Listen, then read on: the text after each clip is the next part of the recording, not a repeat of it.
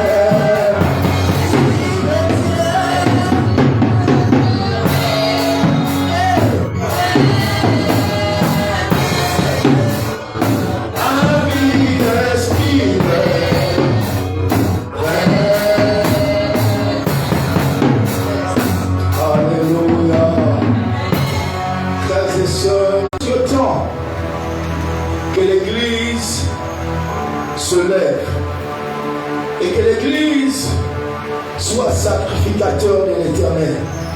Que l'Église joue son rôle de sacrificateur. Les temps sont arrivés où tout homme doit se lever et se tenir dans sa maison, dans sa chambre, dans son lieu de travail pour exercer son rôle en ta fonction en tant que sacrificateur. On doit se rappeler que Dieu nous a rachetés en Christ Jésus. Selon Apocalypse chapitre 5, frères et sœurs, le verset 10, nous sommes d'horizons divers, nous sommes des femmes, nous sommes des miennes, des tribus, de plusieurs races, des blancs, des jaunes, mais la Bible déclare qu'il nous a rachetés par le précieux sang de son Fils, et il a fait de nous un royaume de sacrificateurs, c'est-à-dire nous sommes des sacrificateurs et des rois, nous sommes dans ce royaume, mais ce royaume ne saurait être activé, ne saurait être vu s'il n'y a pas une femme qui se lève, s'il n'y a pas un homme qui se lève et qui se positionne en tant que sacrificateur. Parce que dans les royaumes, c'est la sacrificature qui fait asseoir la royauté. C'est la sacrificature qui donne la vie et lève, n'est-ce pas, les mains pures et un cœur pur vers le roi des rois. Le sang de Jésus a été versé pour cela. Fini la paresse, fini la négligence. Frère, tu dois te lever, tu dois jouer ton rôle de sacrificateur, tout en sachant qu'il y a un souverain sacrificateur qui est rentré dans le ciel et qui est assis à la trône, au trône de Dieu et qui intercède. Chaque jour, il intercède pour nous, frères et sœurs. Jésus intercède pour que la volonté de Dieu s'accomplisse dans ta vie. Mais toi aussi, en tant que sacrificateur, il n'existe pas de souverain sacrificateur sans les sacrificateurs. Si tu t'appelles sacrificateur, c'est qu'il y a un souverain sacrificateur. Si toi tu es sur la terre, tu ressens des faiblesses, mais j'ai envie de te donner cette pensée. J'ai envie de te donner cette sagesse. Il faut lever les yeux. Ton souverain sacrificateur n'est pas sur la terre. Ton souverain, lui, ceux qui croient en lui, à la perfection, il est assis sur son trône et il intercède pour que la volonté de Dieu, pour ta vie, le plan de Dieu pour ta vie, pour ta destinée, pour ta famille, s'accomplit. Mais il a besoin de toi. Il faut que toi aussi tu te lèves sur la terre. Il faut que ceux qui descendent du ciel rencontrent ceux qui montent sur la terre. Toi aussi tu vas monter alors que les prières de Jésus descendent et te cherchent. Toi aussi tu vas te positionner sur la terre. Par la prière, frères et sœurs, nous sommes les sacrificateurs. Que tout homme prie en tout temps. Alléluia. Même si tu ne ressens pas l'urgence, prie. Même si tu ne sens pas que les choses sont difficiles, prie. Lorsque les choses sont faciles, prie. Lorsque tu ne ressens rien, prie. La Bible déclare prier sans cesse. Voilà, c'est à cause de cela. Nous sommes des sacrificateurs. Les anges se mettent en mouvement par tes prières. Mais si tu ne pries pas, tu ne jeûnes pas, tu ne fais rien. Comment voudrais-tu qu'il y ait un pont entre le ciel et toi? Comment voudrais-tu que quelque chose soit activé? Tes prières sont des sacrifices que tu déposes sur le trône, plutôt sur lequel que Christ a accompli. Et rappelez-vous les choses accomplies dans ta vie, la volonté de Dieu a établi depuis l'éternité dans ta vie. Il y a une volonté de Dieu que personne ne commente. C'est que tu vis sur la terre, tu ne l'es pas encore. La Bible déclare, écoutez-moi bien, avant que je ne puisse donner cet enseignement, la Bible déclare ceci. Dans Colossiens chapitre 3, la déclaration dont nous sommes ressuscités avec Christ, rechercher les choses d'en haut, ou orienter nos pensées vers les choses d'en haut, là où Christ est assis à la droite de Dieu le Père. Et on dit ceci, par votre vraie vie. Oh, pourquoi ne pas Dieu de la vraie vie? Ça veut dire que la vie que tu mets sur la terre n'est pas encore ta vraie vie. Pourquoi? Ce n'est pas ta vraie vie. La vie des maladies, la vie des médiocrités, la vie des difficultés, la vie des problèmes, la vie sans impact, la vie que tu mets sur la terre n'est pas encore ta vraie vie. Parce que ta vraie vie est cachée en Christ et Christ en Dieu. Alléluia. Dans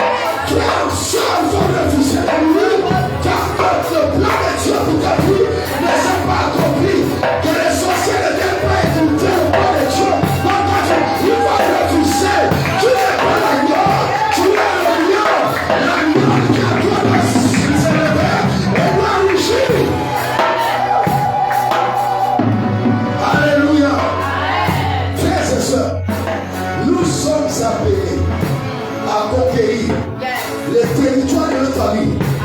Lorsqu'on parlera de la loyauté, vous saurez ce que c'est. Vous comprenez? Là nous parlons de la sanctification. Frère, ce qui a fait la force dans le temps, je dis dans le sens négatif, même de nos villages ou de nos clans, il y avait toujours un prêtre ou un sorcier, où tous même les chefs du village ou du clan allaient consulter. Lorsqu'il y avait les événements, ils allaient voir cet homme-là. Mais cet homme était quoi? Cet homme était sacrificateur. Pourquoi il mettait à bout, tu vois, les esprits du royaume éternel pour agir dans le clan sur la famille? Mais maintenant, toi, après toi qui les ont, toi, qui est sacrificateur du Dieu de haut, tu dois mettre en mouvement les anges pour agir dans ta famille. Tu dois mettre en mouvement les anges pour interagir partout où tu passes. Tu dois mettre en mouvement les anges partout où tu passes. Avant le mettre à faire. J'ai mis ça là qui manifeste. Bon, c'était clair. On avait pris nos baptêmes ensemble.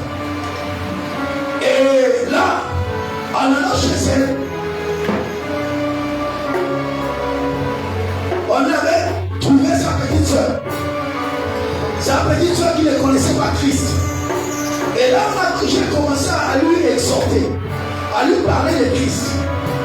Et après quelques temps, sa soeur est arrivée. Vous comprenez? Les hommes sont une réalité. Je vous fais ce témoignage, le Saint-Esprit me laisse ce témoignage, et je le fais maintenant pour que vous puissiez comprendre que ce que nous disons, nous parlons, c'est des choses tangibles et réelles. Alors qu'est-ce qui s'est passé? Lorsque sa soeur est arrivée, elle a trouvé comme une porte de sortie. Elle s'est enfuie, elle est allée dans sa chambre. Elle a commencé à arranger son linge et après elle s'est endormie. Lorsqu'elle s'est endormie, elle se retrouva dans un rêve. Et subitement, il y avait un être habillé en blanc qui se tenait devant elle et qui lui a dit: l'homme qui t'a prêché l'évangile, tu as fui et tu es venu ici. Nous sommes venus pour que tu acceptes Christ. Est-ce que vous comprenez ce que je suis en train de dire? Les anges sont réels. Lorsque nous sommes sacrificateurs, lorsque nous sommes des hommes de prière, des femmes de prière, lorsque nous sortons, le ciel est avec nous. Que cette atmosphère vous change. J'ai pris de quelque chose de vous sorte. La Bible déclare que lorsque le roi Saül, il n'était pas encore roi, Saul, son père, Saül, son père avait perdu les ânesses. Et ils sont allés dans la région des ânesses. Ils vont après, ils n'ont pas trouvé, fatigués, ils s'apprêtaient à repartir dans leur maison. Qu'est-ce qui se passe? Le serviteur, n'est-ce pas, qui est à côté lui dira: non, dans la ville, il y a un homme de Dieu. On va aller consulter le prophète. Et lorsqu'ils vont rencontrer le prophète, frères et sœurs, sinon je vais attirer votre attention. La présence d'un prophète, en un lieu, il y a créé une atmosphère du ciel autour de ce prophète, autour de cette personne. Il y a une atmosphère du ciel. Alors lorsqu'ils vont passer, voici, des ânesses sont retrouvées. En était quelques pour les ânesses. Mais voici Dieu m'a appelé pour te oindre, pour que tu aies le choix de Dieu, tu es le roi d'Israël. C'était le premier roi, frère et frères. Et le prophète lui dira: lorsque tu nous quitteras, lorsque tu iras, tu arriveras à la tombe de Rachel, tu rencontreras une troupe de prophètes. Est-ce que vous comprenez ça? Et ton cœur sera transformé en un autre cœur. Frère, les hommes qui descendaient de la montagne, les prophètes qui étaient les sacrificateurs et qui descendaient de la montagne, ils transportaient une certaine atmosphère. Lorsque Saul les a rencontrés, il est tombé dans cette atmosphère, son cœur a été changé. Oh, je prophétise, je déclare que tous ceux qui m'écoutent, tous ceux qui sont au son de ma voix, j'ai mis de mon cœur au sortir de cet homme, soit transformé. Que Dieu vous donne un cœur capable de le suivre, capable de l'obéir, capable de vivre dans la sainteté, capable de l'obéir. Alléluia. Frères et sœurs, l'atmosphère elle est importante. Yes. Amen, amen. C'est un peu lorsque vous voyez l'image, je prends la dernière image que je vais montrer dans l'enseignement. Lorsque vous voyez, pour ceux qui élèvent les poussins, l'élevage de poules, il y a ce qu'on appelle une couveuse. Est-ce que vous comprenez cela? La couveuse, on prend les œufs, on met dans une couveuse. À l'origine, ce sont des œufs simples. Est-ce que vous comprenez cela? On ne voit pas le poussé qui est à l'intérieur. C'est comme quelque chose qui n'a pas de forme. Quelque chose qu'on peut rouler, qui peut rouler sur la terre, qui peut traîner dans la boue. Mais lorsqu'on prend cet œuf-là, il y a une transformation, il y a une métamorphose. Ça part de l'état d'œuf et liquide, ça forme maintenant un poussin. Et plus tard, ce poussin va casser la coque, ce poussin va sortir. Est-ce que vous comprenez? Ce que tu es aujourd'hui, ce n'est pas ce que tu seras demain. Ce que les gens voient de toi aujourd'hui, ce n'est pas ce qu'ils verront demain. J'ai dit, tu es en transformation. J'ai dit, tu es en transformation. C'est une métamorphose. Demain, lorsque les gens te verront, lorsque les gens te verront, ils diront, est-ce que c'est la même soeur? Est-ce que c'est le même frère? Parce que tu as été métamorphosé. C'est l'atmosphère, c'est la température. Ça doit te changer. L'atmosphère de la présence de Dieu, frère, nous transporte, nous amène Christ à nous à se manifester. Voici pourquoi je vous exhorte, par les compassions divines, soyez toujours exposés à l'atmosphère du Saint-Esprit. Soyez toujours exposés à la personne du Saint-Esprit. Ne vous éloignez pas, que personne ne vous monte. Continuez à t'exposer sous l'atmosphère du Saint-Esprit. Les choses vont être changées, les choses vont être transformées. Si tu n'avais pas les ailes vont commencer à pousser. Si tu à un moment donné, tu ne pourras pas l'entendre, tu vas voler parce que nous sommes des aigles. Donne-moi un bon homme. Donne-moi une main qui va secouer tes ennemis. L'abraçon du grand télébré. Oh my God. Est-ce que vous comprenez? Voici pourquoi être en réunion c'est très important. Vous pouvez nous suivre comment on appelle ça? En virtuel ou en direct. Mais ceux qui sont en présentiel, il y a une certaine atmosphère. La Bible déclare que la terre était informe et vide, mais l'Esprit de Dieu se mouvait. Alléluia! Oh, j'annonce la transformation. J'annonce le renouvellement. J'annonce ton élévation. J'annonce ton ascension. J'annonce que tu vas dominer. Tu ne seras plus la même personne. J'ai dit, tu ne seras plus la même personne. Alléluia. Amen. Tu peux dire attention, fais les photos déjà avec toi. Profite. Profite à faire les photos. Parce que demain, tu vas entendre que je suis aux États-Unis. Demain, tu vas entendre que je suis en France. Demain, tu vas entendre que je suis à Dubaï. Demain, tu vas entendre que je suis en Chine. Demain, tu vas entendre. Alléluia. Frères et sœurs, il y a quelque chose de grand en toi. Il y a quelque chose de grand en toi. Paul a dit dans Colossiens chapitre 1, le verset 27, Christ en nous, l'espérance de la gloire. Il y a de l'espoir en toi. Et le plan de Dieu en toi, c'est Christ. Lorsque Christ sera vu, les gens vont te louer. Même là où tu avais chassé, les gens vont te rappeler. Parce que les gens vont voir la bénédiction de Dieu. Les gens vont chercher la gloire de Dieu.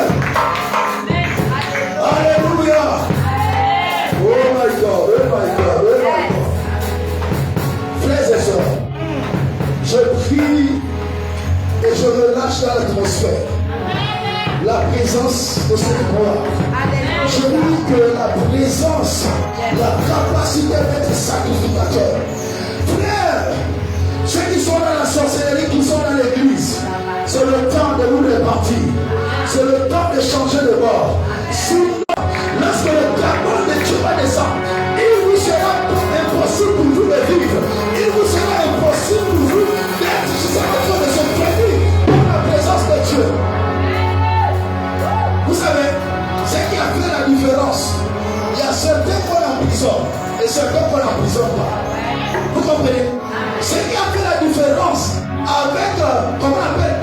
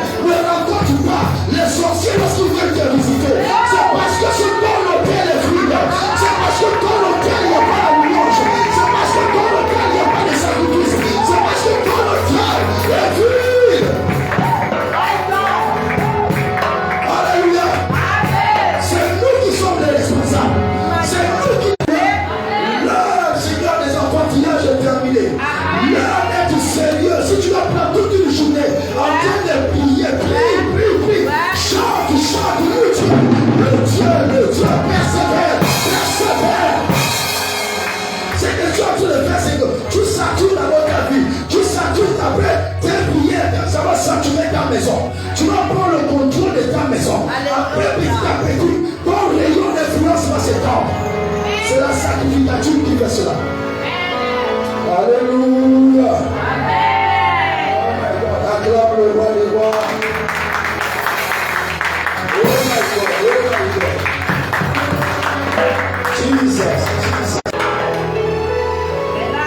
Frère, sœur, j'ai envie de dire ceci.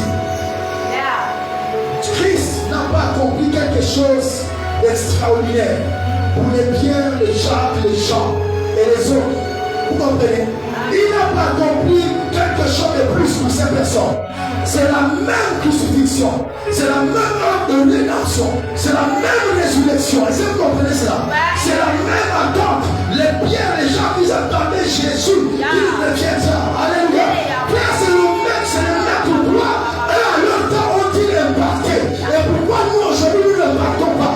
Lorsque nous lisons Actes des Apôtres, chapitre 6, on a voulu venir d'Israël les apôtres. Vous savez, dans l'église, les événements viendront pour Israël. Les hommes de Dieu qui sont allés voir les apôtres. Les apôtres ont dit, choisissez-nous 7 personnes. 7 personnes de qui auront de bons témoignages. Et qui sont remplis du Saint-Esprit. Aujourd'hui dans l'église, on n'est même pas rempli. Pourquoi on n'est pas rempli du Saint-Esprit? Parce qu'on n'a pas réalisé le problème du sang de Jésus, le problème de la mort de Jésus. Le Saint-Esprit, qui est un esprit supérieur, qui est le commandant de tous les esprits. Ce que vous ne savez pas, lorsqu'on parle de l'onction, c'est le Saint-Esprit. C'est la même chose que lorsqu'on parle de Christ. Dans qu'on appelle Éphésiens chapitre 4, on nous parle de Christ qui est monté dans les hauteurs et il a fait les dons aux hommes. Est-ce que vous comprenez? Christ est le chef et l'église, ils sont au service de Dieu, ils sont au service du Saint-Esprit. Lorsque tu reçois le Saint-Esprit, déclenche maintenant la sacrificature. Le Saint-Esprit à toi vient, il te régénère et tu vas déclencher maintenant ce qu'on appelle la sacrificature pour que les anges commencent à monter et à descendre. La Bible déclare que ce sont tous là, Hébreux chapitre 1, ce sont tous des esprits envoyés, n'est-ce pas, pour au service de ceux qui veulent étudier le salut. Vous comprenez ce que j'ai dit? Alors, qu'est-ce qui va se passer? Il va se passer. J'étais une histoire, je suis en train de chercher le livre. Je parlais de il n'est pas bon que nous abandonnons la prière et la parole de Dieu pour vaquer, n'est-ce pas, au service pour servir l'État. Non. Nous ne sommes pas appelés à cela. Nous sommes des sacrificateurs. Notre royauté doit se manifester. Voici pourquoi il fait la prière. On ne prie pas au Dieu. On prie parce qu'on espère que la royauté va se manifester. Lorsque tu te lèveras et tu diras au nom de Jésus, je te chasse, tu verras cet esprit partout. Lorsque tu te lèveras, tu diras maladie, je comprends tout. La maladie va mourir. Frères et sœurs, c'est cela que Dieu a sur la terre. Alléluia. C'est ce que Dieu veut sur la terre. Amen. Si on va te traiter le bizarre, sois bizarre. Si tu es, frère, je vais prêcher avec la même foule. Parce que je suis conscient d'une chose. Il n'y a pas seulement les hommes. Il y a aussi les anges qui m'assistent, les anges qui me regardent, le ciel qui me regarde. Qui sait si c'est un test de la part de Dieu? Pour voir si tu es délivré. Si ou ton cœur bat pour la masse, ou ton cœur bat d'abord pour le royaume de Dieu. Frères et sœurs, nous devons d'abord des sacrificateurs. Des sacrificateurs. Les sacrificateurs. Sacrificateur, c'est quelqu'un qui offre les sacrifices. Et les sacrifices aujourd'hui, ce sont les prières. Ne tombez plus dans les bassesses de ce que les gens veulent vous dire, repartir dans la tradition. Ne tombez pas là-dedans. Alléluia. Dieu a déjà tourné le dos à ce système. Il y a un nouveau système. Christ est venu accomplir ce système-là. Lui-même nous s'est présenté. Physiquement, il est mort, il a clos. Et il a transformé le culte maintenant. Nous sommes des sacrificateurs spirituels. Nous sommes des pierres vivantes. Nous sommes des pierres vivantes offrant des sacrifices spirituels. Alléluia. Voici pourquoi Hébreux 13, n'est-ce pas, le verset 15, nous dit ainsi, nous tous qui confessons Christ, n'est-ce pas, le le fruit de nos lèvres, nous offrons des sacrifices de louange par Christ. Vous comprenez? Notre culte n'est plus. Ne te dis pas que moi, louange, je perds mon temps. Lorsque tu dis dans le ciel, non. Tu n'as rien compris. Que le ciel, tu regardes. Lorsque tu es en train de louer, ne vois pas ton frère qui est à tes côtés. Tu t'en fous. Loue Dieu parce que tu es conscient qu'il y a les anges qui te regardent. Il y a le ciel qui te regarde. Les anges vont descendre. Ils vont être attirés par ta louange. Ils vont remonter pour ton père. Qu'il y a une femme là-bas qui s'appelle l'Église et qui se positionne sur la terre. Qui te loue nuit et jour. Frères et sœurs. Amen. Ça n'a pas été donné aux anges. C'est à nous que ça a été donné. Ça a été donné aux hommes. Aux hommes qui sont comme faibles. Aux hommes qui sont comme méprisés sur la terre. Aux hommes qui sont comme négligés. Mais je t'en supplie. Toi-même ne te néglige pas. Toi-même prends conscience de qui tu es. Rentre dedans de toi. Non, frères et sœurs. Chaque pas que tu marques dans le système, la liste pousse à toi. Et quand tu les marques les pas. La liste est-ce que je parle à quelqu'un ce soir? Alléluia. Non, il y a quelque chose de grand en nous. Que personne ne vous mente. Alléluia. Christ en nous, l'espérance de la gloire. La royauté est en toi. La seigneurie est en toi. L'élévation est en toi. Le bien matériel est en toi. Laissez-moi vous dire quelque chose. Vous savez qu'on ne cherche pas l'argent. Est-ce que vous savez qu'on ne cherche pas l'argent? On ne cherche pas la puissance. Alléluia. Pourquoi Jésus a-t-il dit dans Matthieu chapitre 10, est-ce que c'est Matthieu chapitre 6, le verset 33, cherchez premièrement le royaume de Dieu et toutes choses vous seront données par-dessus tout. Mais nous faisons quoi? On cherche l'argent. On cherche ceci. Le frère, est-ce que tu as trouvé une étoile de parler à qui? Aux pharisiens. Vous comprenez? Il parlait aux pharisiens, cherchez le royaume de Dieu. Les hommes qui avaient les longues barbes. Frère, ce n'est pas le nombre d'années que tu as passé à l'église qui te qualifie, n'est-ce pas? Que tu as trouvé le royaume de Dieu. Ce n'est pas le... Non. Ce n'est pas le nombre de Dieu. Même pas le doctorat.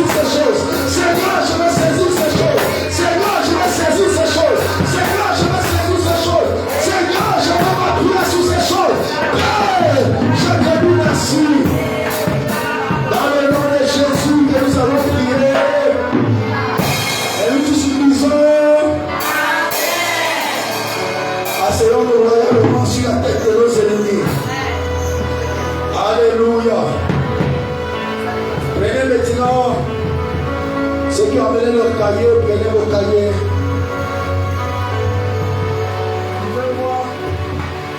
Trouvez-moi, s'il vous plaît. Trouvez-moi. Trouvez-le. Amen, amen. Est-ce qu'on est ensemble? On parle de quoi? Nous parlons de la sacrificature. La sacrificature.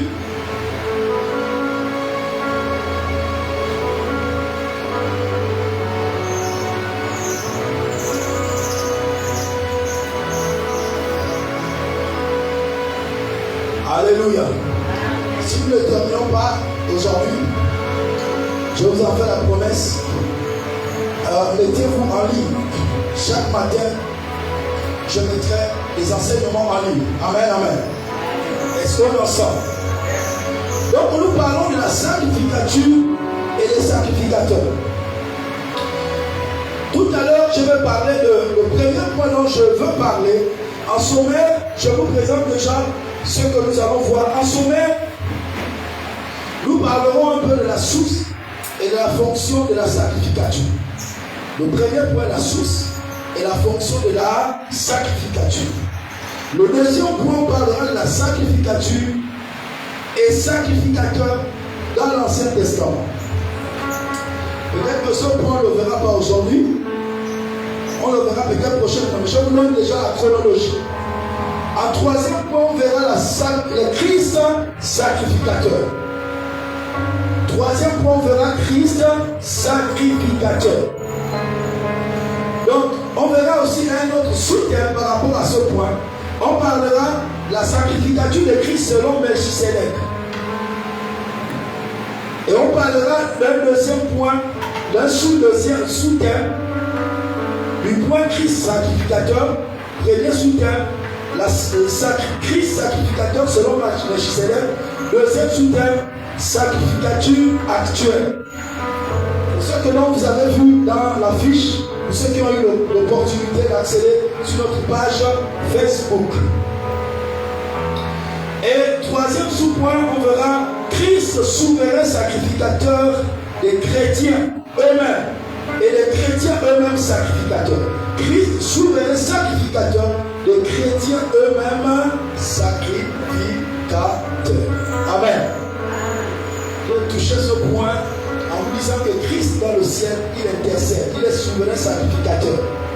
Et tout souverain sacrificateur a des sacrificateurs avec lui.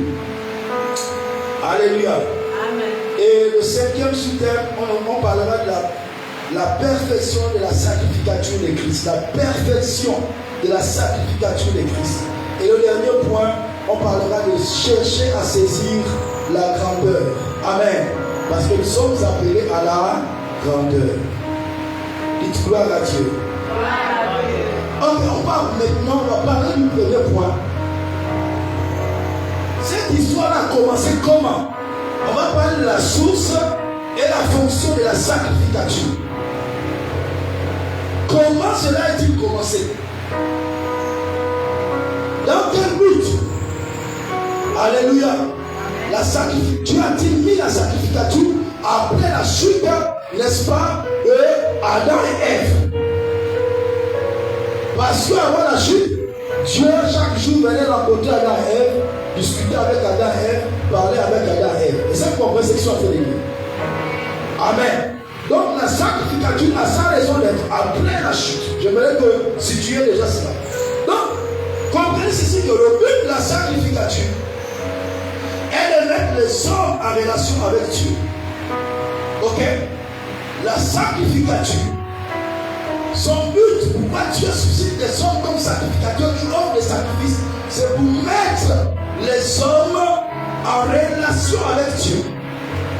Pourquoi? Parce que la relation avec Dieu a été coupée. Amen, amen. Est-ce que c'est bon? Donc le but de la sacrificature, pour ceux qui écrivent, est de mettre les hommes en relation avec Dieu. Donc cet office, je voudrais ici parler de la sacrificature. On va rester dans le sens de la Bible. Amen, amen. Alléluia. Vous verrez que je vais prendre des exemples à gauche, à droite. Donc cet office est fondé mettre les hommes en relation avec Dieu.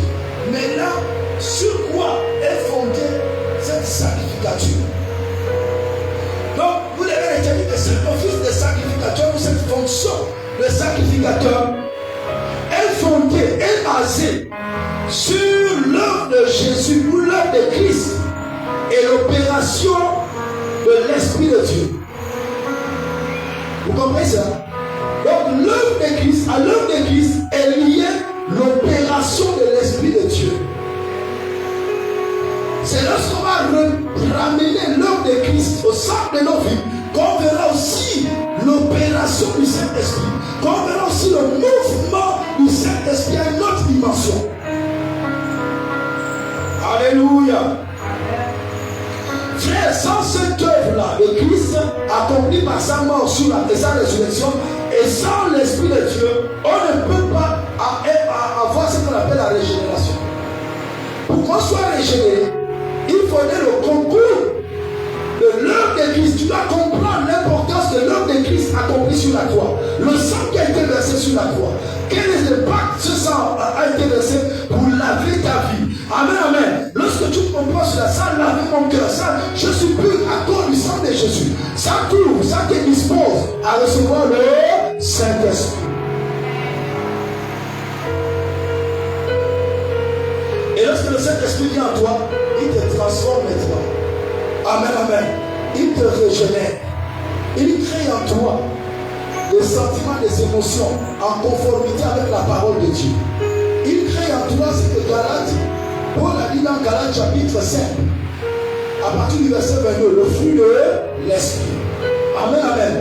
Or, le fruit de l'esprit, c'est l'amour, la joie, la paix, la bonté, la bienveillance, la miséricorde, la compassion, la douceur, la longanimité.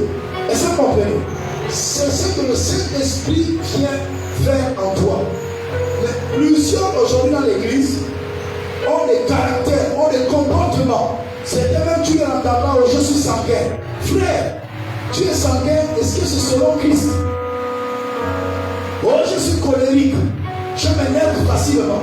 Frère, le Saint-Esprit n'a-t-il pas produit en toi l'amour? N'a-t-il pas produit en toi la paix, la maîtrise de soi, la compassion? Bref, j'en passe. Avançons. Donc, la régénération, si vous mettez l'œuvre de Christ accomplie à la croix, par du Saint-Esprit, il ne sera pas au milieu de vous. Il ne sera pas en toi. Il ne sera pas avec toi. Et ça, vous comprenez? C'est la base que j'ai envie de poser de ta sacrificature. Toi-même, pour être sacrificateur, tu dois comprendre cette fondation. Tu dois comprendre cela. Tu n'as pas besoin tout le temps de te lever et dire, Satan, je te lis. Non, réalise seulement la sacrificature. Lorsque tu loues Dieu, lorsque tu l'adores, lorsque tu l'élèves, les anges sont en permanence au-dessus de toi. Les anges sont en permanence dans ta vie. Les anges montent et descendent. Regardez ce que Jésus a dit à Nathanaël. Dites ça, c'est fort. Est-ce que tu es prêt à recevoir ce que je veux te dire? Jésus a dit à Nathanaël dans Jean chapitre 1, le verset 51, à partir du verset 50. Est-ce que vous comprenez? Lorsque André a trouvé, comment on appelle son frère, il a dit allons voir le Messie. Et aussi Philippe est parti trouver Nathanaël. Il a dit on a trouvé celui dont il est écrit dans la Bible, le Christ. Et il vient pour nous de Nazareth. Il dit comment? Quelque chose de bon peut-il sortir de Nazareth? Est-ce que vous comprenez? Quelque chose de bon peut-il sortir de Nazareth? Il lui a dit viens et vois. Ils sont partis. Dès que Jésus l'a aperçu, il a dit voici un Israélite en qui il n'y a point de fraude. Amen. Voici un Israélite en qui il n'y a point de fraude. Et c'est ainsi que comment on appelle, Nathanaël va tomber à genoux. Il a dit mon Seigneur et mon Dieu. Jésus lui dira au verset 51, Jean chapitre 1, le verset 51, il dira tu crois parce que je t'ai dit que lorsque tu étais sous le figuier, je t'ai vu. Mais désormais, tu verras le ciel ouvert. Et les anges de Dieu montent et descendent au-dessus du Fils de l'homme. Les anges qui montent et descendent là. Comment se fait-il que Jésus peut déclarer que désormais, tu verras les anges monter et descendre? Il n'a pas dit il a dit sur le Fils de l'homme. Est-ce que nous sommes ensemble? Sur le Fils de l'homme. Frère, et sœurs. Le problème, c'est que plusieurs d'entre nous, on n'arrive pas à décoder quand est-ce Jésus, le ciel s'est ouvert et que les anges pouvaient maintenant monter et descendre sur lui. C'est lorsqu'il s'est fait baptiser au Jourdain. Dans Matthieu chapitre 3, lorsqu'il est venu au Jourdain, Jésus est parti vers un sacrificateur. Le sacrificateur, c'était Jean-Baptiste. Jean-Baptiste était un sacrificateur. Son père était sacrificateur. Lui-même, il aussi descendait de la lignée de la sacrificature. Il est sacrificateur. Et un sacrifice fait quoi? Un sacrificateur fait quoi? Il offre des sacrifices. Quels sont les sacrifices que Jean-Baptiste offrait au Jourdain? Il offre les sacrifices sur quoi? Un autel. N'est-ce pas? Écoutez, voici pourquoi Jean-Baptiste, Jésus a dit, Jean-Baptiste, il est le plus grand de celui qui est né des femmes. Mais pourtant, le plus petit est le royaume de Dieu est plus grand que lui. Donc Jésus est plus grand que Jean-Baptiste. Pourquoi Jean-Baptiste était le plus grand? Parce que c'est Jean-Baptiste qui est venu offrir Jésus en sacrifice. Non, dites esprit prophète. Non, dites esprit prophète. Esprit prophète. Alléluia. Amen. On va vous expliquer le mystère du royaume. Ce que vous ne savez pas, c'est que un autel n'est pas simplement matérialisé par une pierre, comme Jacob avait dressé une pierre et il a répandu de l'huile. Un autel n'est pas simplement aussi bâti avec des pierres comme Élie avait dressé l'autel de l'Éternel. Un autel n'est pas simplement aussi dans le tabernacle comme l'autel de rein ou l'autel, comment on appelle ça, l'autel de parfum. Non, l'autel peut être tout lieu. Ça peut être une rivière, ça peut être un arbre, ça peut être même un homme qui marche. Un homme qui marche peut être un autel. Je vais vous étonner. Jésus était un autel qui était en train de marcher sur la terre. Dites mais en fait, c'est ce que Dieu veut faire pour vous. Parce que quand parle, de quoi les hommes parlent de autel contre autel, ils ne savent pas ce qu'ils disent. Et c'est pourquoi c'est que c'est. Non, les gens lisent seulement les Écritures. Ils ne savent pas que Christ est venu susciter quelque chose de plus grand, quelque chose de plus fort. Jean-Baptiste avait un autel. Les Juifs avaient même oublié cet autel. Cet autel avait été posé par qui? Cet autel avait été posé par Josué. Lorsque vous repartez très loin, dans Josué chapitre 4, lorsque le peuple, dans le chapitre 3, s'apprêtait à traverser le Jourdain, l'ange de l'Éternel a parlé à Josué. Il a dit, lorsque vous traverserez le Jourdain, dressez au milieu du Jourdain 12 pierres. 12 pierres au milieu du Jourdain. Les 12 pierres dont ils avaient dressé au milieu du Jourdain, ces 12 pierres-là, chacune d'elles parlait des 12 tribus d'Israël. Mais dans l'ensemble de ces 12 pierres-là, qui forment aussi l'unité et la souveraineté ou la souveraineté de Dieu qui vient agir dans l'activité des hommes, l'administration divine qui vient agir dans l'activité des hommes. Ça nous parle du chiffre 4, qui est le chiffre de la terre, et le chiffre 3, ça fait 7. Est-ce que vous comprenez ça? Donc, frère, ils vont descendre. Les 12 pierres, les hommes de l'île du Jourdain, étaient un autel qui nous parlait de quoi? Prophétiquement, qui nous parlait de la mort du Seigneur Jésus-Christ. Parce qu'il ne pouvait pas traverser le Jourdain. Personne ne pouvait même pas passer à la nage. Personne ne Jourdain engloutissait. Tout ce qui tombait dans le Jourdain, le Jourdain avalait cela. Mais il fallait quelque chose pour que le Jourdain puisse se déchirer, pour que le Jourdain puisse s'ouvrir et que le peuple d'Israël puisse rentrer dans la terre promise. Et ça vous comprenez? Et c'est le mystère que Paul va décrire pour nous aussi, frères. Le royaume des ténèbres, les sorciers, le royaume des ténèbres sur la terre, organisé par les dominations, les principautés, les princes, les esprits méchants, les cultistes, les sorciers, frères sur la terre, vont chercher à te stopper, vont chercher à te bloquer. Mais qu'est-ce qui va ouvrir le chemin? C'est la mort de Jésus-Christ de Nazareth. C'est ce que Paul dit dans Colossiens chapitre 2. Il a dit ceci à partir du verset 13. Il dit là dans les ordonnances pour condamner et qui subsistait contre nous. Frère, quelle que soit la condamnation qui était sur la vie, qui pouvait amener le diable à bloquer. La Bible déclare que Christ a effacé cela à la croix. Oh, les malédictions n'étaient pas nues. Les deux ancêtres n'ont plus de pacte sur ta vie. Parce que Christ a effacé cela. Rien ne doit t'empêcher d'entrer dans ta destinée. Rien ne doit t'empêcher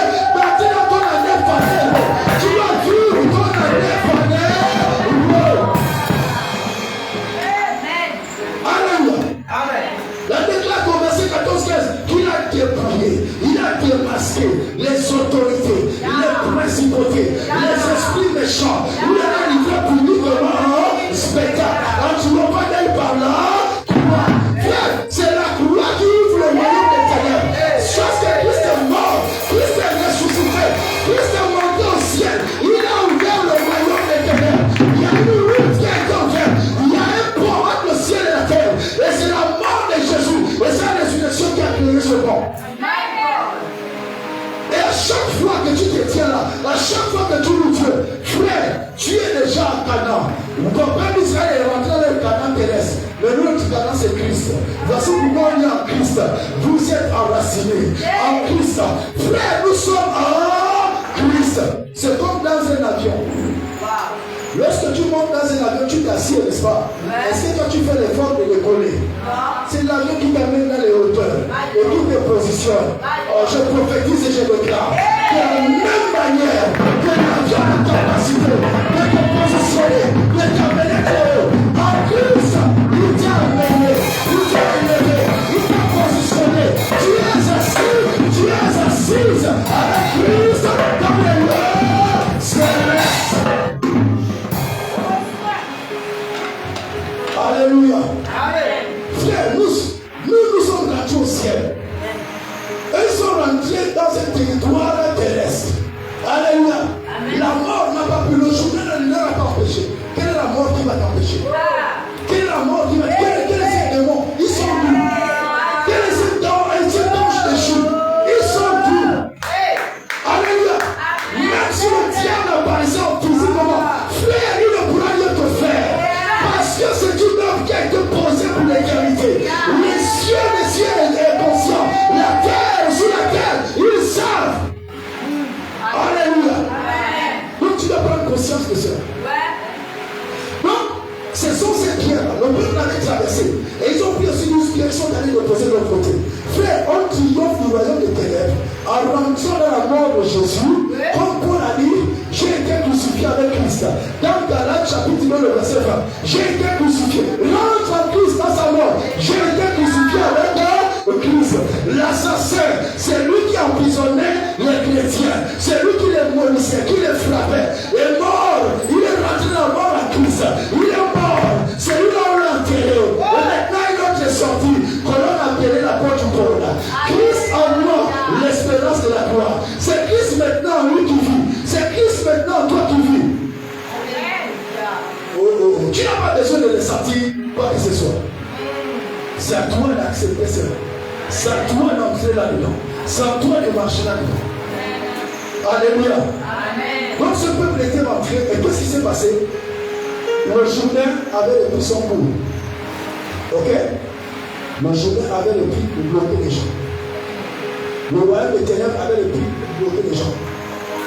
Mais le peuple était déjà rentré. Ils ont oublié qu'il y avait les 12 pierres qu'on avait laissées, qui étaient toujours dans l'eau. Et lorsque Jean-Baptiste arrive, il vient baptiser où? Au Jourdain. Baptiser sur qui va? Baptiser, c'est-à-dire que tremper. Il est trempé, il le mettait où? Sur le terre. Les 12 pierres qui étaient dans le Jourdain. C'est là où ces hommes venaient, il les trempait. C'était son hôtel où il les gorgeait les gens. Parce que les gens devaient venir, il les trempe, c'est mort de la mort de Jésus. Et lorsqu'il les sortait, c'est mort de la résurrection de Jésus. Est-ce que tu peux me donner?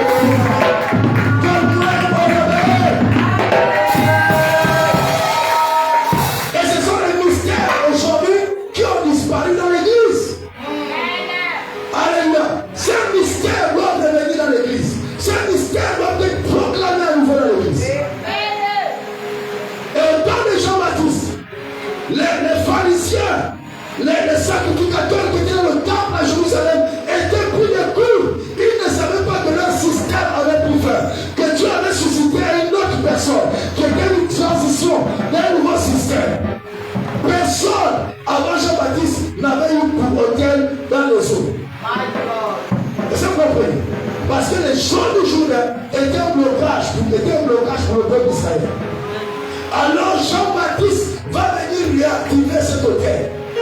Jean-Baptiste va venir offrir le sacrifice. La Bible déclare que les gens sortaient de la ville de partout. Et ils venaient de partout pour se faire baptiser.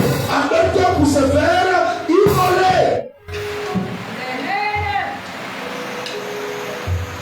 Et Jésus aussi vint. Pourquoi avant que Jésus ne monte sur l'autel, il vient de se faire baptiser, il allait, depuis l'âge de 12 ans, il allait assister au temple, dans les synagogues. Aucun démon n'était chassé. Aucun esprit ne criait que tu es le Fils de Dieu, tu es venu nous troubler. Pourquoi es-tu venu? Ce n'est pas encore ton temps. Aucun esprit, aucun aveugle n'avait vu, aucun sourd n'avait entendu, aucun lépreux n'avait été purifié, aucun mort n'avait été ressuscité. Est-ce que vous comprenez? Mais c'est lorsqu'il est venu, lorsqu'il s'est venu Jean-Baptiste, lorsque Jean-Baptiste l'a frappé, c'est-à-dire qu'il a fait monter sur l'autel qui symbolisait déjà lui-même. Mais voici que le ciel, pourquoi le ciel avait agi? Parce que l'agneau, dans son autel là, c'était Christ. Christ, lorsque Jean-Baptiste lui-même, dans Jean chapitre 1, le verset 29, il voit Christ, il dit, voici l'agneau de Dieu qui ôte le péché du monde. Mais lorsque Jésus se présente maintenant au baptême, c'est Jean-Baptiste qui va encore se poser. Non. Tu es trop grand. C'est toi qui dois le baptiser. Et non. Jésus a dit, laisse faire. Il est juste, il est convenable que nous puissions accomplir ce qui est juste. Et c'est comme ça que Jésus s'est trempé. Cet autel attendait le sacrifice par excellence. C'est le sacrifice. Et c'est Jean-Baptiste qui a présenté ce sacrifice. Ce n'est pas Moïse qui a présenté ce sacrifice. Ce n'est pas Abraham qui a présenté ce sacrifice. Mais c'est lui, le Jourdain, qui a présenté le sacrifice au ciel. Qui pouvait ouvrir le ciel de Jérusalem. Qui pouvait ouvrir le ciel pour que le ciel descende, pour que l'esprit descende, pour que les anges descendent. Il faut un sacrifice. Et ce jour-là au Jourdain, le sacrifice était Christ. Le sacrifice était Christ. Il a annoncé sa mort, il a annoncé sa résurrection prophétiquement. Et lorsqu'il est sorti, c'était un symbole. Oui, Dieu est le Dieu des symboles. Dieu avait réagi. Le ciel s'était ouvert. La Bible dit que le Saint-Esprit est descendu sous la forme qu'on connaît nous-mêmes, colombe. Le Saint-Esprit est descendu. Pour la première fois que la colombe avait été relâchée, c'était au temps de Noé, au temps du déluge. Noé avait relâché la colombe. La colombe était partout. Elle n'avait pas trouvé l'endroit où poser les pieds. La colombe était de partout. Mais cette fois-ci, lorsque la colombe est descendue, elle a trouvé un homme sur la terre. Un homme qui était passé sur le terre. Un homme qui était mort sur le terre. Un homme qui était ressuscité sur le terre. Un homme. Il avait trouvé un homme. Est-ce que vous comprenez? Lorsque tu montes sur le terre, ce que tu ne sais pas, c'est que toi-même aussi tu deviens sacrifice. Et lorsque tu deviens sacrifice, Dieu ne veut pas ta mort. Tu es spirituellement, tu deviens le sacrifice. Mais en même temps, lorsque tu sors de là, tu es maintenant un autel. Partout tu passes, tu es maintenant un autel. Quand louange, alimente l'autel. Quand adoration, alimente l'autel. Voici pourquoi Jésus m'a dit à Nathanaël, désormais, tu verras le ciel ouvert au-dessus du Fils de l'homme. Les anges montaient et descendent. Les anges étaient descendus quand? Lorsque le Saint-Esprit était descendu sous la forme corporelle lui-même de l'homme. La tête ne peut pas être une quelque part et le corps ailleurs. Lorsque le Saint-Esprit était descendu, le corps des anges aussi était descendu. Les archanges aussi étaient descendus. Tous ceux qui sont sous le commandement du Saint-Esprit étaient descendus. Et Jésus, tout ce qu'il faisait, on lui disait que le matin, il allait prier. À midi, il allait prier. Il priait toute une nuit. C'était pourquoi? C'était pour activer. C'était pour alimenter son autel. C'était pour alimenter l'autel. Pour que les anges continuent à descendre et à opérer des signes et des prodiges. Frère, les signes et les prodiges que vous voyez, c'est les anges qui sont envoyés, qui opèrent, qui enlèvent les maladies, qui créent des miracles, qui créent des choses extraordinaires. C'est le royaume et c'est cela que Dieu nous estime. Alléluia. Frères et sœurs, c'est grand. La sacrificature est quelque chose. La prière, tu dois plus t'amuser avec la prière. La prière est quelque chose de divin. Amen. Et tu dois t'accrocher. Alléluia. C'est possible de vivre le surnaturel. Constitue-toi un sacrificateur. C'est-à-dire à une femme de prière, à une femme de louange, à une femme d'adoration. Tu n'as pas besoin que l'église te donne un programme. Toi-même, tu dois avoir tes temps de programme. Alléluia. Je me souviens, chaque samedi, j'avais moi-même mes veillées. Aucun, ce n'est pas l'église qui m'imposait. Moi-même, chaque samedi, je veillais. Et je louais Dieu. Et ça, vous comprenez ça? Je louais Dieu, je l'adorais, je l'exaltais. Amen. Donc, frères et sœurs, levez-vous. La sacrificature est quelque chose de différent. Amen, amen. Oh, c'est un sujet tellement passionnant. Et lorsque j'entre là-dedans, pour sortir, c'est difficile. Dites, Dieu est bon. Yes, Dieu est bon. Dieu t'aime. Dieu veut de bonnes choses pour toi. Dieu veut que ta vie avance. Dieu veut que tu sois en bonne santé. Dieu, est-ce que vous comprenez? Dieu veut des bonnes choses pour toi. Et toi-même aussi, tu dois croire aux bonnes choses que Dieu a pour toi dans son cœur. Croire en Dieu, c'est quoi le bien? Rejette la pensée, oh, peut-être que parce que tu as péché. Non. Christ est mort, il a versé son sang pour toi. Est-ce que je vous lis maintenant le vivre dans le péché? Non. Si le Saint-Esprit vient vivre en toi, tu ne pourras plus vivre dans le péché. Amen. Le Saint-Esprit va t'amener, n'est-ce pas, à s'opposer au diable. Lorsque le Saint-Esprit était descendu sur Jésus, il l'a amené au désert. Qui était dans le désert? C'était le diable. À la fin, le diable lui a apparu. Vous comprenez? Nous sommes dans le même royaume. Donc le péché n'est plus ton partage. Mais c'est là dont il est question. Gloire soit rendue à Dieu.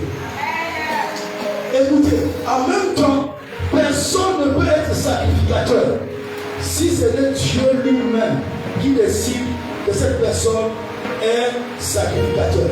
C'est Dieu qui choisit. C'est compris. Lisons maintenant ensemble Hébreux chapitre 5, verset 4. Est-ce que vous dites que depuis là, le prophète là, on ne lit pas la Bible? Mais je suis en train de décréter. Alléluia. Amen. Ouvrons nos Bibles dans Hébreux chapitre 5, verset 4. Gloire soit rendue à Dieu. Est-ce que quelqu'un a trouvé Hébreux chapitre 5, verset 4? Oui. Oui, je lis la parole de Dieu dans Hébreux chapitre 5, verset 4. On dit nul ne s'attribue cette dignité s'il n'est pas appelé de Dieu. Comme le fut Aaron.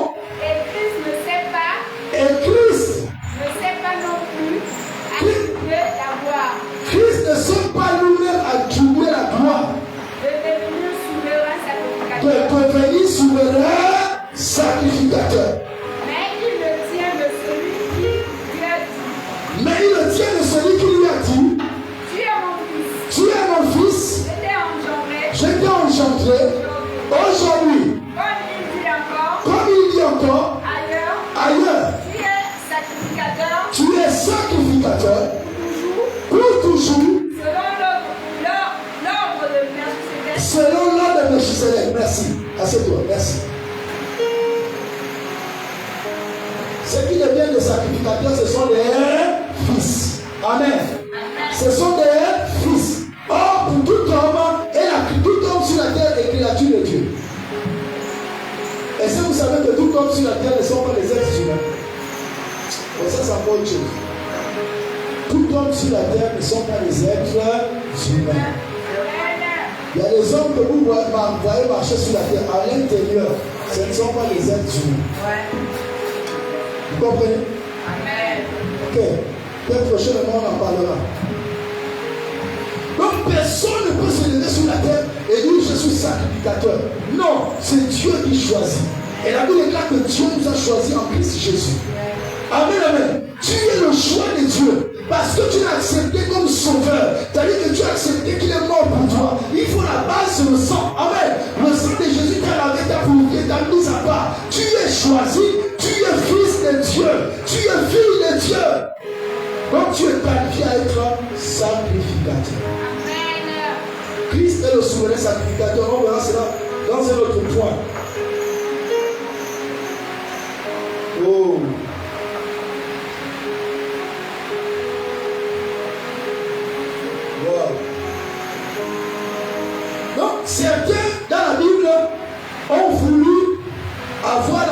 prétention, ils ont la prétention de vouloir, de désirer la sacrificature.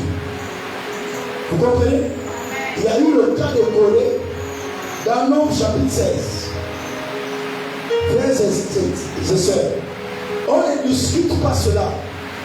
C'est Dieu qui qualifie. Aujourd'hui, tout le monde se lève. On est ceci, on est archibishop, on est tous frères et sœurs. Nous devons comprendre que c'est Dieu qui qualifie. Il y a Corée qui s'était levé avec d'autres personnes. Corée, il s'était levé pour discuter la sacrification avec Aaron. Pour dire que nous aussi, nous sommes les fils de Lévi. Nous aussi, nous avons droit à la sacrification. Donc, la tribu de Lévi, Dieu avait choisi Aaron et ses fils.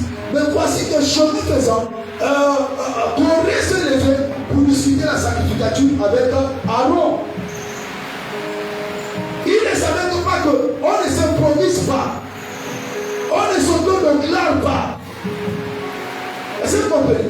C'est Dieu qui te choisit. C'est Dieu qui t'établit. Et c'est ainsi que Moïse va prendre les verges de tous les 12 chefs de 12 tribus et il va les placer sur ces verges devant la présence de Dieu. Et le matin, c'est la verge d'Aaron qui avait fleuri, qui avait bourgeonné, qui avait fleuri et 20 minutes des amandes dans la même nuit. Pour prouver que c'est Aaron que Dieu avait choisi. Et plus tard, Corée va finir comme moi dans Exode chapitre 12. La Bible déclare que c'était lui qui avait excité le peuple lorsque Moïse était monté sur la montagne. Il a excité le peuple à faire le feu d'or. Et lorsque Moïse est descendu sur la montagne, la Bible déclare que la terre s'était ouverte et avait englouti Corée et toute sa famille. Vous comprenez ce que je suis en train de dire? C'est très dangereux de désirer ce que Dieu n'a pas destiné, ne vous a pas donné. Est-ce qu'on est ensemble? Je vais prendre juste un autre exemple. Dans 2 Chroniques, chapitre 26, lisons un seul verset, le verset 19. Un roi qu'on appelle Osias, il est roi. Parce que ce temps-là, le roi avait sa fonction de diriger administrativement le royaume, mais il ne devait pas en aucun cas. La sacrificature et la royauté étaient séparées. Il y avait les sacrificateurs, les fils d'Aaron, et il y avait aussi la royauté qui avait été donnée, vous savez, à la tribu de Juda. Amen, amen. Donc, il faut que ce soit clair. Mais voici quelqu'un qui était il va quitter son sacerdoce pour aller offrir des sacrifices. Osias va commettre cette erreur. Regardez dans 2 Chroniques, le chapitre 26, le verset 19. La Bible déclare que les sacrificateurs, il est mis pour les sacrificateurs. Et il s'opposait, c'est-à-dire les sacrificateurs s'opposaient au roi Osias. Et lui dit, ce n'est pas à toi, Osias, de faire fumer l'encens, n'est-ce pas, à l'Éternel, mais aux sacrificateurs, fils d'Aaron, qui sont sacrificateurs pour faire fumer l'encens. Et on lui dit quoi? Sors du sanctuaire, car tu as péché, et cela ne sera pas à ta gloire de la part de l'Éternel. On lui dit que cet homme, Dieu l'a frappé les lèvres. Osias, c'est un roi qui a régné, on l'a introduit à partir de 16 ans, lorsque vous lisez son histoire. À 16 ans, on l'a introduit comme roi. Et il a régné 52 ans. Amen, amen, en tant que roi. Mais il va commettre l'erreur lorsque s'il va grandir, lorsque son armée va prendre l'importance, lorsque l'Éternel est avec lui, son cœur va s'élever et il pensait qu'il était maintenant sacrificateur, entré dans le temple pour aller offrir le sacrifice. Or, Dieu ne l'avait pas donné ce titre. C'est compris. Et il a mal fini. Il a fini comme lépreux. Or, lorsqu'en Israël, tu devenais lépreux, on te mettait hors du camp. Donc, on l'a enlevé du palais, on l'a mis hors du camp. Amen. Donc il est très dangereux de s'arroger ce titre. Tu ne te lèves pas comme sacrificateur, ou comme apôtre, ou comme prophète, ou comme docteur, comme évangéliste, comme pasteur de toi-même. Dieu doit t'appeler Tu dois être choisi par Dieu. Alléluia. Parce que le monde est très dangereux. Ces hommes font face aux pires sorciers. Vous pouvez vous imaginer le combat que subissent ces hommes. Si tu n'es pas appelé de Dieu, tu n'auras pas la protection de Dieu. Le risque de mourir très vite. Et Dieu ne t'a pas appelé à la mort, mais à la vie. Si tu es fidèle, reste fidèle. Dieu est avec toi. Amen. Amen. Alléluia. Amen. Gloire soit rendue à Dieu. Donc, frères et sœurs, personne ne peut s'arroger ce titre de sacrificateur. Et c'est Dieu. Alléluia. Mais c'est le propre. Le propre de toutes les religions de la chair, c'est d'amener l'homme à vouloir, n'est-ce pas, être en concurrence avec Dieu. De méconnaître la sainte sacrificature. La religion méconnaît la sainte sacrificature. Frères et sœurs, sans parler des cultes de faux dieux et de leurs sacrifices, il y a des faux cultes, il y a des cultes de faux dieux et ils offrent aussi des sacrifices. Voici pourquoi je vous disais qu'il y a des sacrificatifs, le royaume des ténèbres a des sacrificateurs. Et il s'est assuré que dans chaque famille, en Afrique, au Gabon, il s'est assuré que dans chaque famille, il a placé un sacrificateur qui, nuit et jour, offre des prières, des incantations pour maudire les gens. Dans chaque famille, il a placé des sorcières. Et toi, tu es là, tu t'amuses. Mais lui, il ne s'amuse pas. Si on l'a placé là, pour maudire les gens de la famille, il ne doit pas s'élever, il ne doit pas prospérer. Dès qu'il fait nuit, lui, il est assis. Toute la nuit, il maudit. Toute la nuit, il maudit. Et toi, tu es là en tant que chrétien, tu n'es pas conscient de ta sacrificature. Et ça, vous comprenez? Ce n'est pas que Dieu n'est pas puissant, non, c'est toi. C'est toi qui n'as pas réalisé qui tu es. C'est toi qui n'as pas réalisé qui Dieu est en toi. Tu n'as pas réalisé qui est ton Dieu. Qui est omniscient, omnipotent, omniprésent. Amen, amen. Il s'appelle El Shaddai. Est-ce que vous comprenez? Donc c'est très important. Vous pouvez, on va lire un texte dans l'Ancien Testament et le Nouveau Testament. Prenons dans... J'ai un texte qui me vient à l'esprit. 2 Rois, chapitre 3. Essayez de m'ouvrir. Ouvrez-moi à partir du verset 15. Je vois le verset 15, je ne sais pas pourquoi. Dans 15 minutes, on va juste arrêter avec cette partie. Et à 15h pile, on va faire la Sainte Seine. Dites Amen. Amen. 15h, comme la Bible déclare qu'à Jérusalem aussi, Christ balance son esprit sur la terre à 15h. Amen. C'est à 15h qu'ils offraient les sacrifices. Oui, j'ai donné un texte, c'était combien? 2 Rois, chapitre 3. Essaie de me lire le verset 15. Mon esprit est parti sur le verset 15. Vas-y.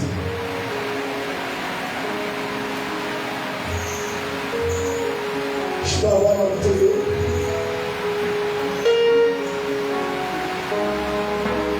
Le roi, chapitre 3. C'est bon?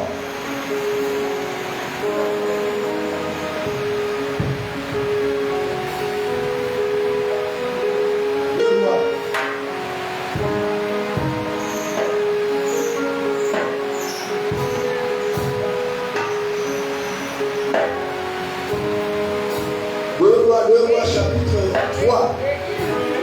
Oui. Appelle-la et tu es dans 2 Rois chapitre 3. Monte au verset 10. Je suis dans la partie où le roi de Moab, il y a eu la guerre. Oui. Oui. Oui, le verset 10. Oui. Oui. Alors le roi d'Israël dit, oui. Hélas, l'Éternel a appelé ce roi pour les livrer entre les mains de Moab. Mais je ne sais pas, n'y a-t-il ici aucun prophète de l'Éternel? Ok, maman, descend. Regarde-moi le verset, lis-moi le verset 13. Élisée dit au roi d'Israël, Okay. qu'y a-t-il entre moi et toi? Qu'y a-t-il entre toi et moi? Va vers le Écoutez ce que c'est que la Bible dit. Je vais vous montrer quelque chose de très fort et de très puissant. Oui? Va vers le prophète de ton père Élisée lui dit, va vers le prophète de ton père et de ta mère.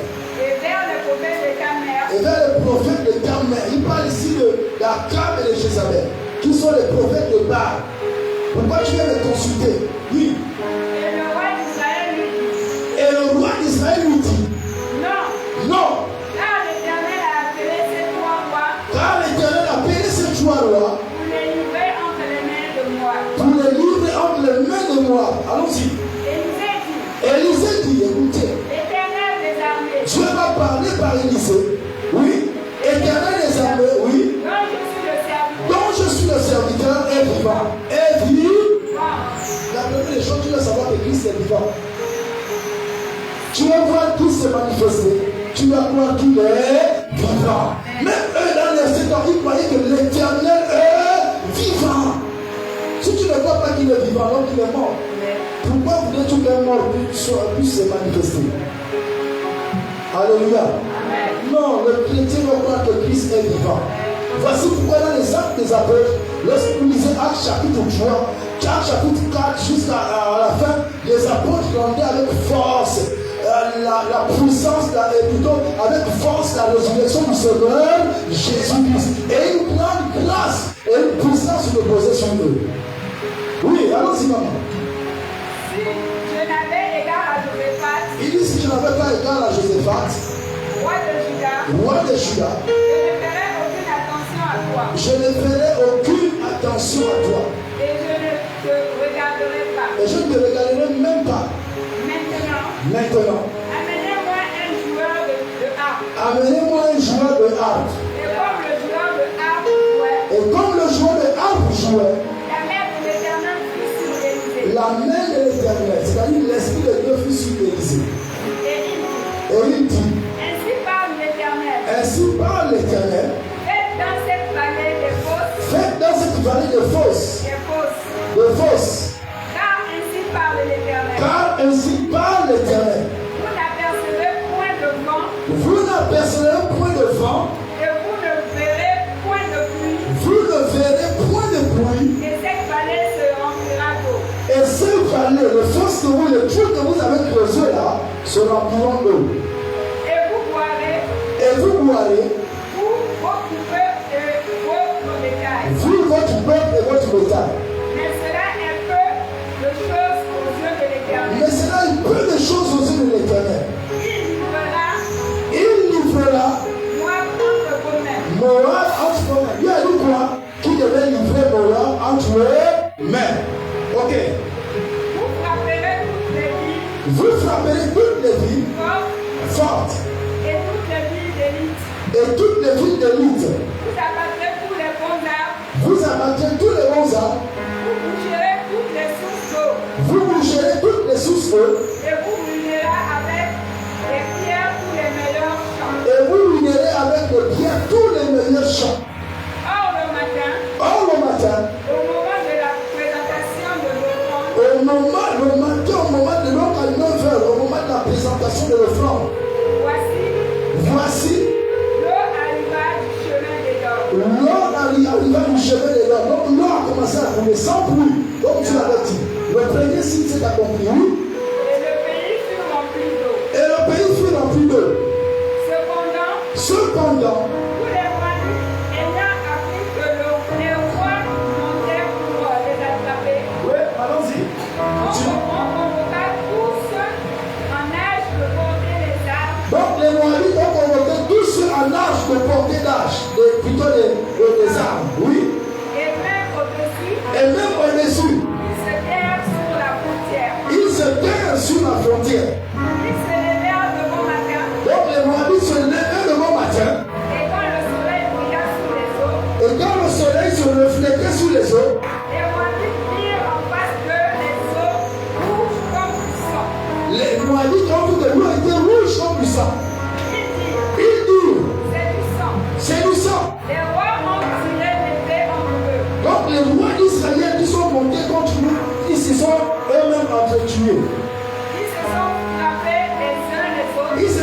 frapper les uns les autres. Maintenant, Moabite au pillage. Il dit maintenant, alors Moabite, allons-y piller maintenant le camp d'Israël, parce qu'ils se sont déjà eux-mêmes tués. On voit le sang.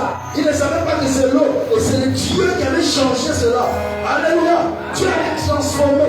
Écoutez la suite, ce qui m'intéresse, c'est ce qu'il y a. Il dit, saisissons.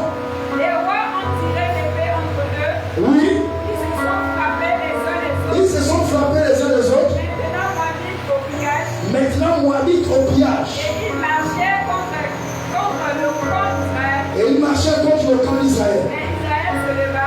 Mais Israël se leva Et frappa et frappa Moabite. Moabite. Il prit la fuite devant eux. Moab prit la fuite devant eux. Ils pénétrèrent dans le pays. Ils pénétraient dans le pays Ils frappèrent et frappèrent Moab. Moab. Ils renversèrent les villes. Ils renversèrent les villes. Ils jetèrent chacun des pierres Ils jetèrent chacun des pierres dans dans tous les meilleurs champs. Oui. Et les ont remplis. Oui. Ils couchèrent toutes les sources d'eau. Ils couchèrent toutes les sources d'eau. Et ils abattirent tous les bons arbres. Oui. Et les fondeurs enveloppèrent et bâtirent à l'échec. Yes. Donc, on ne laissa que les pierres. D'accord. On avance. Le roi de Moab, voyant qu'il avait Écoutez ce qui suit, parce que je vais résumer. Le roi de Moab, voyant le dessus dans le combat, qu'ils avaient le dessus, c'est-à-dire Israël avait le dessus dans le combat, oui. il avait pris 700 hommes, Donc le roi de Moab prit avec lui 700 hommes. tirant l'épée, Tirant l'épée, pour se frayer un chemin donc il prit ces hommes pour ouvrir un chemin pour fuir, oui, jusqu'au roi des Dors. pour arriver au roi de Dor. Mais ils ne purent pas. La Bible dit quand ils ont essayé, ces hommes qui étaient forts, ils ont essayé, ils ne purent pas. Donc ils reculaient. Il prit alors son fils premier-né, Il fait quoi? Il prend son fils, premier-né, oui, qui devait régner à sa place, qui devait venir à sa place. et il l'offrit en holocauste sur la muraille. Il offrit quoi? Un holocauste sur la muraille. Oui. Et une bonne indignation s'empara d'Israël. Et il y a eu quoi? Une grande indignation s'empara sur Israël. Il s'éloigna du roi de Moab Il s'éloigna du roi de Moab et retourna dans son pays. et retourna à ses doigts. Merci. Écoutez bien cet exemple. Nous sommes dans la dimension de la prière. Il y a des moments, il y a des dimensions où Dieu lui-même, lorsqu'il parle, il vient, il accomplit des choses. Par exemple, comme il y avait le peuple d'Israël, ils avaient soif. Comment on appelle ça? Leurs soldats, leurs troupeaux, leurs chevaux. Alors, Dieu va parler au prophète, il leur de creuser des trous, ils vont creuser des trous. Ils ne feront ni pluie ni vent. Mais ce trou-là va se remplir d'eau, eux-mêmes ils vont boire, leurs chameaux, leurs brebis, et tous les soldats. Et c'est ce qui s'est passé. Il y a des choses que Dieu accomplira dans ta vie. Il ne va pas exiger trop de choses. Il ne va pas exiger quoi que ce soit de toi. Est-ce que tu comprends cela? Mais maintenant, écoute, il y a une autre dimension. La Bible dit quand ils sont montés à la bataille, alors pendant qu'ils étaient à la bataille, oh Dieu a donné la promesse à Israël par le prophète. Oublie-moi le piano. Il a donné la promesse par le prophète qu'il devait livrer Moab entre leurs mains, son roi entre leurs mains. Est-ce que vous comprenez? Mais comment le roi de Moab a échappé? Lorsqu'il a vu que le combat est perdu et le peuple d'Israël avait le dessus, le roi de Moab a pris 700 hommes, n'est-ce pas, des litres. Il a essayé de se frayer un chemin pour fuir. Mais la Bible déclare que le peuple d'Israël, à cause de la parole que Dieu avait libérée, il y avait même des anges qui étaient en train de lutter, qui étaient en train de combattre dans le camp d'Israël. C'est compris. Mais maintenant, qu'est-ce qui va se passer? Ce roi-là qui connaissait le monde spirituel, il va savoir, il va dire non. Pour remporter la victoire là, il va falloir un sacrifice. Et il va prendre quoi? Il va prendre qui? Il va prendre pas n'importe quel sacrifice. Il va prendre son fils qui devait régner, son premier fils, son fils premier-né, qui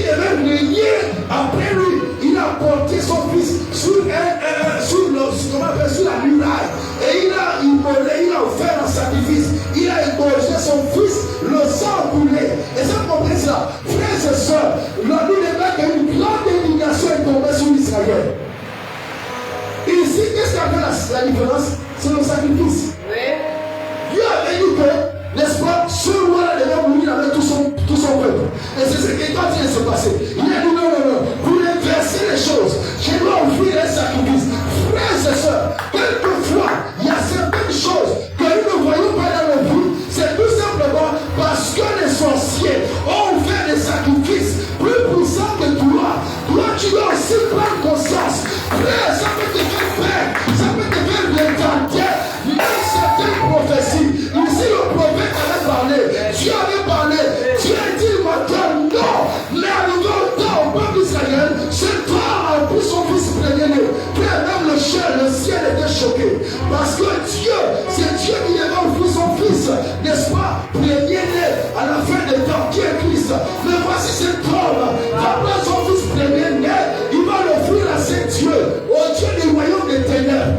Dieu a tourné le dos au peuple d'Israël. Les anges qui combattaient et ont tourné le dos sont partis. Et les démons sont venus. Il y a eu une grande indignation qui a envahi le peuple d'Israël. Frère, c'était le royaume des ténèbres qui était descendu. Et le peuple d'Israël est reparti. Et ce roi est resté sauvé. La parole de Dieu ne s'était pas. Frères et sœurs, certaines promesses ne s'accomplissent pas dans nos vies. C'est parce que toi tu n'as pas pris position. Tu dois te positionner. Il n'y a pas un sacrifice plus fort. Lorsque tu vas dans les temps de prière, pour que ta prophétie s'accomplisse, tu rentres sur la base du sacrifice de Jésus. Parce que c'est le sacrifice le plus parfait. Il n'y a pas un autre sacrifice qu'un sorcier sur la terre pourra offrir qui va surpasser l'impact du sacrifice de Jésus-Christ. Frères et sœurs, tu as un sacrifice puissant. Tu dois prendre conscience. Sinon, certaines promesses de Dieu ne s'accompliront pas sur ta vie. Quand tu pries seulement peut-être 30 minutes, le sorcier lui te fait je ne sais pas, peut-être de 22 heures jusqu'à 5 heures du matin, il a en train de te maudire. Cette femme-là ne va jamais se marier. Tant que je suis sur la terre, je la maudis. Ses enfants aussi sont maudits. C'est ça. Jusqu'à 6-5 heures. Et toi, tu dors. Il faut être logique. Alléluia. Il faut être logique. Le temps est arrivé, frère, nous devons nous révolutionner. Nous devons être des sacrificateurs pour amener la gloire de Dieu à se manifester sur la terre des vivants. Et pour ceux qui veulent noter Actes chapitre 13, plutôt chapitre 14, verset 13, vous irez lire cela, ça c'est pour les sacrifices offerts au feu Dieu. Actes chapitre 13, plutôt 14, le verset 13, dans le Nouveau Testament. Vous pouvez prendre aussi 2 Rois, chapitre 11, le verset 18. 2 Rois, chapitre 11, le verset 18. Alléluia. Amen. Donc comprenez que la sacrificature comporte essentiellement les dons ou offrandes, des sacrifices. Selon Hébreux chapitre 8, le verset 3. Amen. La sacrificature comporte essentiellement des dons ou des offrandes, des sacrifices. Selon Hébreux chapitre 3, plutôt Hébreux chapitre 8, le verset 3. Amen. Donc nous devons comprendre qu'il y a une relation fondamentale. En même temps, de ramener les hommes à se réconcilier avec Dieu, mais en même temps, celui d'offrir le sacrifice de dons. Amen. Donc des hommes rendus capables de rendre un culte à Dieu. C'est ça le rôle. Mon rôle, c'est de vous amener, de vous rendre capable de rendre un culte à Dieu. De faire de vous des adorateurs. Amen. Des hommes qui offrent des sacrifices. Dorénavant, ta louange ne sera plus légère. C'est lorsque tu as la connaissance, lorsque tu loues Dieu, dans le monde spirituel, ta louange pèse. Amen. La base, c'est le sacrifice de Jésus. La base, c'est la mort de Jésus. Amen. C'est ce qui fait monter la bonne odeur. Ce qui fait que le ciel te regarde. Ce qui fait que le Saint-Esprit, seul dans ta chambre, tu commenceras à ressentir la présence du Saint-Esprit autour de toi. Donc, moi, la ressentir comme une chaleur qui va le parcourir. Donc, vous allez la ressentir comme une pécheur. Est-ce que vous comprenez? C'est la présence du Saint-Esprit. Pourquoi? Parce que dans votre esprit, vous pensez au sacrifice de Jésus en adorant Dieu ou en le louant. Est-ce qu'on est ensemble? Alléluia.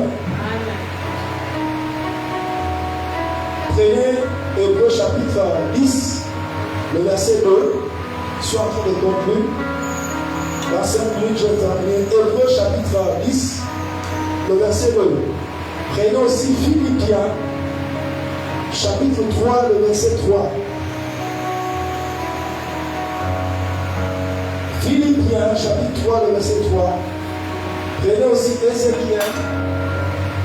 Ézéchiel 46, le verset 2.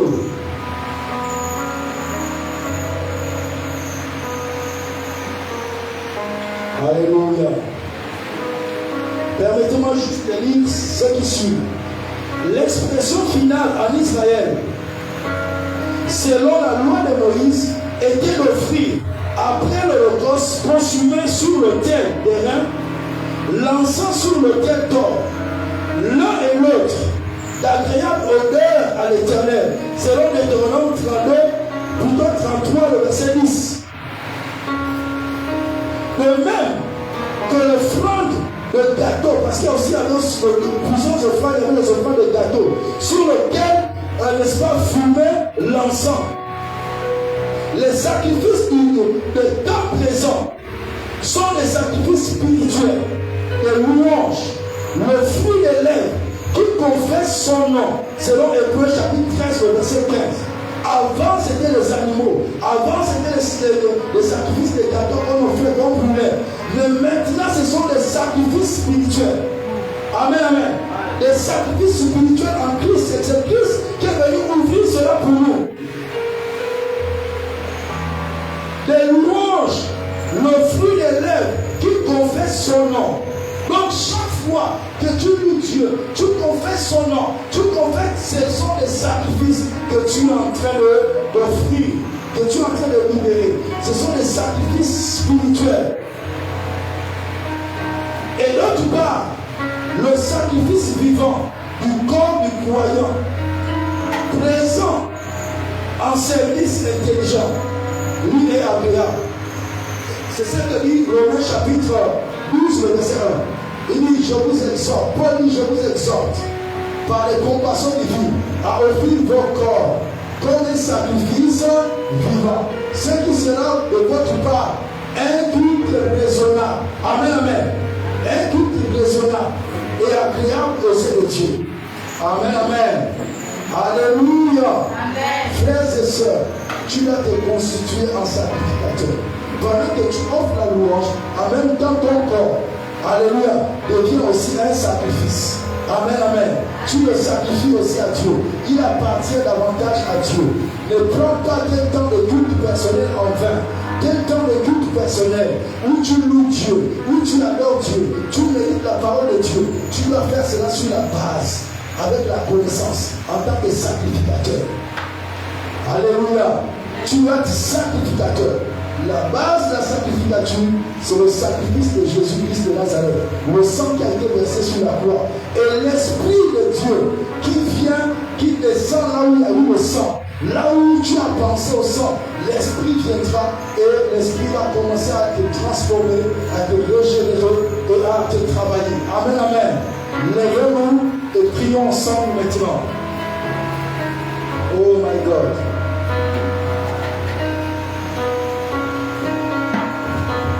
Je voudrais que tu pries maintenant. Prie avec moi, prie avec moi, prie avec moi, prie avec moi. Frère, ce sont des choses, on les écoute, mais pour entrer à l'intérieur, il est difficile. Et c'est là où Jésus dira, lorsqu'il va rentrer à Gethsemane, voici encore un sacrificateur, Jésus se lève, il va jouer à Gethsemane son rôle de sacrificateur. Et à Gethsemane, il va prendre Pierre, Jacques et Jean. Il va les mettre rester ici, prier et prier. Il va partir, il va prier, une heure de temps, il reviendra. Il va les trouver endormis. Il va leur dire la chair faible de l'esprit est disposée. Donc c'est en priant, en offrant des sacrifices, qu'on offre aussi la chair. Est-ce que vous comprenez? Qu'on réussit à vaincre la chair. Mais si tu ne pries pas, la chair finira par dominer sur toi. Tu dois être sacrificateur. Est-ce que tu comprends? C'est la profondeur de ces choses. Et tous ces 3 mois, on parlera de la sacrificature, le sacrifice. On parlait en profondeur. Chacun revenu et une revenu insister. Alléluia. Jusqu'à ce que cela soit gravé dans tes chromosomes. Jusqu'à ce que cela fasse partie de ton ADN. Et que dans ta maison, dans ta famille, où que tu sois, au lieu de travail, dans ton lieu de business, partout où tu te retrouveras, que tu te positionnes en tant que sacrificateur. Que les gens qui font les fétiches, qui offrent les fétiches au marabout, qui offrent les sacrifices aux idoles, ne viennent pas dominer sur toi, mais que toi tu es l'ascendance. Mais qu'ils sachent, lorsque tu arrives, qu'il y a une personne qui est arrivée, une personne qui est différente de nous, une personne lorsqu'elle ouvre la voix, les anges sont en mouvement, une personne lorsqu'elle prie, les anges, quelque chose se passe, une personne lorsqu'elle ordonne, les ossements desséchés retrouvent la vie, retrouvent la vigueur. Oh, Dieu a dit à Ézéchiel, le fils de l'homme, vois-tu que ces ossements peuvent le vivre? Frères et sœurs, c'est pas Dieu qui est venu déclarer, il a dit prophétise. Frère, Dieu t'a établi sur la terre en tant que sacrificateur, mais pour prophétiser, pour décréter, pour établir les choses du royaume de Dieu, pour proclamer les bonnes choses dans ta vie. Tu dois proclamer, tu dois être sacrificateur. Dans ta famille, n'accepte que personne ne meurt, n'accepte que personne ne quitte la terre. Même si c'est un sorcier, va l'arracher entre les mains de la sorcellerie. Récupère ton père, récupère ton frère, récupère ton enfant, récupère ta soeur. Tu as la capacité, tu es spécial, tu es grand, toi. Ne te vois pas tel que tu me vois. Tu peux changer les choses, tu peux changer les choses, tu peux bouleverser les choses. Parle à Dieu maintenant, parle à Dieu, parle à Dieu. Et la rationalité, parle une rationalité, et la rationalité, il connaît la rationalité cachée.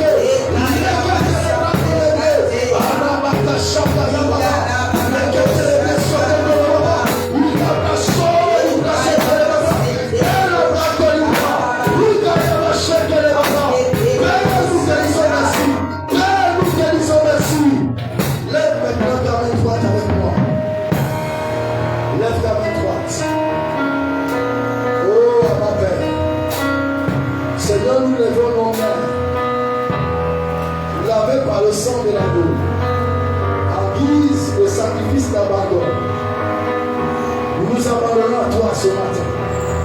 En cet instant, je m'abandonne à toi, ma soeur, mon frère, s'abandonne à toi. Seigneur, je prie maintenant, Père, qu'une faveur spéciale, Saint-Esprit, que les anges fassent leur entrée dans cette salle. Et à cause du sang de Jésus, qui parle en faveur de ton peuple. Père, je prie et je déclare. Père, qu'une force nouvelle les saisisse. Qu'elle soit grande prière, ou 30 minutes, 1 heure de temps, 2 heures de temps, 3 heures de temps, 4 heures de temps, 5 heures de temps, 6 heures de temps. Seigneur, il ne va plus passer le temps. Seigneur, il ne va plus passer le temps dans le nom du Seigneur.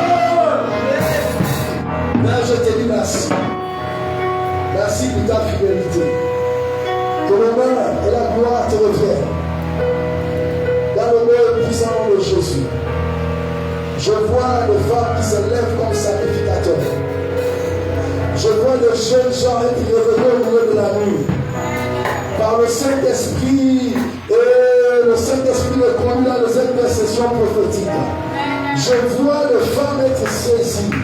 Je vous dis, c'est le temps nouveau qui s'ouvre. Je dis, Dieu suscite des sacrificateurs. Dieu constitue des sacrificateurs. Dieu veut voir, veut faire descendre sa gloire. Dieu veut prendre le contrôle de vos familles. Dieu veut faire des sacrificateurs. Dieu veut des sacrificateurs. Seigneur, tu nous as bien chanté. Par le sang de Jésus, tu as fait de nous des sacrificateurs. Et les lois pour que nous puissions régner, Seigneur, sur la terre. Seigneur, que nous puissions régner sur la terre, nous avons, sur la sur la terre de nos villages, sur la terre de nos campagnes, sur la terre. Père, nous te disons merci. Que toute la gloire te revienne. Dans le nom puissant de Jésus. Que je prie. Amen. Je ne sais pas. Pendant que nous étions, j'ai vu l'œil du côté gauche. Mais en face, c'est du côté droit. Qui a un problème au niveau de l'œil. Et elle a mal depuis, on va dire, près d'une semaine. Précisément, il y a près de 5 jours, 4 jours. Elle a une forte douleur au niveau de son côté de la tête. Elle a des douleurs. J'ai vu la main de Dieu guérir cette personne. Je ne sais pas, mais mon esprit s'est retrouvé, n'est-ce pas, parmi les personnes qui sont en direct. Je te déclare guéri de la part de Dieu. J'ai vu la main de Dieu te toucher. Sois guéri et se fait dans le nom puissant de Jésus-Christ de Nazareth. J'aimerais qu'on élève le nom de Dieu. Élève le Seigneur. Acclame-le.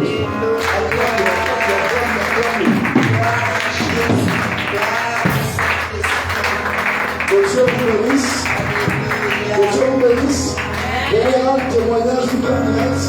On va maintenant se reconnecter parce qu'on va faire la Sainte Seine. Vous n'êtes pas en présentiel, donc ça ne vous concerne pas. Que Dieu vous bénisse. Faites la Sainte Seine chez vous. Vous avez raté. Que Dieu vous bénisse là-bas. Alléluia. Amen.